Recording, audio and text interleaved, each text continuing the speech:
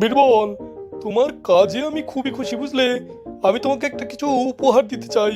যাও, তোমার কি দরকার তুমি আমার কাছে চেয়ে নাও। না না মহারাজ, আমার কিছুই চাই না। না না, তা বললে চলবে কেন? আজ এক সপ্তাহ ধরে তুমি আমার অতিথিদের এমন আনন্দ দিয়েছো যে তারা আমার প্রাসাদ ছেড়ে যেতে চাইছিল না। হ্যাঁ, সেটা অন্য কথা যে আমি তাদের বোকা বানিয়ে ঘুরতে যাওয়ার নাম করে তাদের নিয়ে গিয়ে তাদের রাজ্যের সীমানায় ছেড়ে দিয়ে এসেছি। সে যাই হোক, কিন্তু তোমার কিন্তু একটা পুরস্কার প্রাপ্য। বলো, তোমার কি চাই, তুমি বলো। বেশ মহারাজ, আপনি যখন এত করেই বলছেন, তবে আপনি আমাকে একটা ফরমান দিন। আমি যদি কোনোদিন অন্যায় করি, আপনি আমার বিচার করবেন না। বলো কি? ছি ছি ছি, অন্যায় করলেও তুমি শাস্তি নিতে চাও না? এ তো ঠিক কথা না। না মহারাজ, শাস্তি আমি নেব, বিচারও আমার হবে, কিন্তু সে বিচার আপনি করবেন না। আমি যাকে বা যাদের বিচারক হিসেবে ঠিক করব, তারাই আমার বিচার করবে। এটাই আপনি আমায় ফরমানে লিখে দেবেন। বেশ, তবে তাই হোক। তবে আমার মনে হয় না সত্যি সত্যি তুমি কোনোদিন অন্যায় করবে। সম্রাট সম্রাট সম্রাট, আমি এই ঠ্যাঙা বীরবলের নামে অভিযোগ এনেছি, আপনি তার সুরাহা করুন। বীরবলের নামে অভিযোগ? বলে কি? কি কি করেছে কি ও? আর কি করেছে মহারাজ?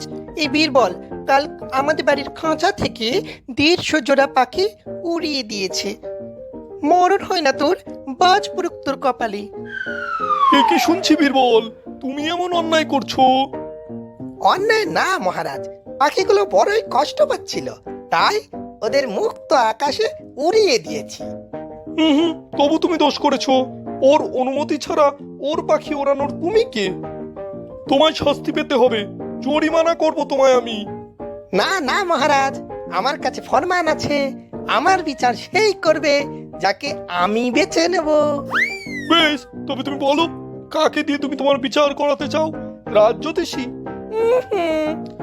আচ্ছা, তাহলে তাহলে কনককার? না মহারাজ। তাহলে তাহলে তুমি কাকে চাইছো তোমার বিচারক হিসেবে? আমার থেকে বেশি বড় বিচারক কে আছে এই রাজ্যে? মহারাজ, আমার বিচার করবে দুজন মুচি, সে যে কেউ হতে পারে, যে কোনো দুজন মুচি, তারাই আমার বিচার করবে। আপনি নিয়ে আসুন যে কোনো দুজন মুচি, তারাই আমার জরিমানা করবে। বেশ, তবে তাই হোক।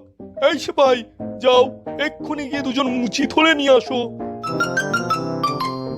সবই তো শুনলে, এবার বলো দুজন মুচি মিলে এই বীরবলকে তোমরা কত টাকার জরিমানা করতে চাও? সম্রাট, আমরা একটু নিজেদের মধ্যে আলোচনা করে তারপর আপনাকে জানাচ্ছি। বেশ, তবে তাই করো, তবে বেশি সময় নিও না। কি রে খতন, বল কত টাকা জরিমানা করা যায়, ওকে বল। আমি বলি কি, চলো না ওকে 30 মোহর জরিমানা করি। না না না, 30 মোহর? আহা, 30 মোহর জীবনে দেখেছিস কোনোদিন? ও কি করে দেবে 30 মোহর?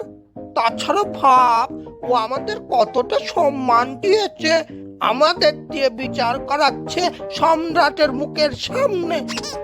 আমি বলি ওকে আমরা ওই 10 মোহর মতো জরিমানা করি, ও যা করে হোক দিয়ে দেবে এখন। ঠিক আছে, তবে তাই করো, 10 মোহর জরিমানাই করো। মহারাজ, আমরা দুজন মিলে ওকে 10 মোহর জরিমানা করলাম। মাত্র 10 মোহর? বলো কি? হ্যাঁ মহারাজ, ও ওইটাই দিক।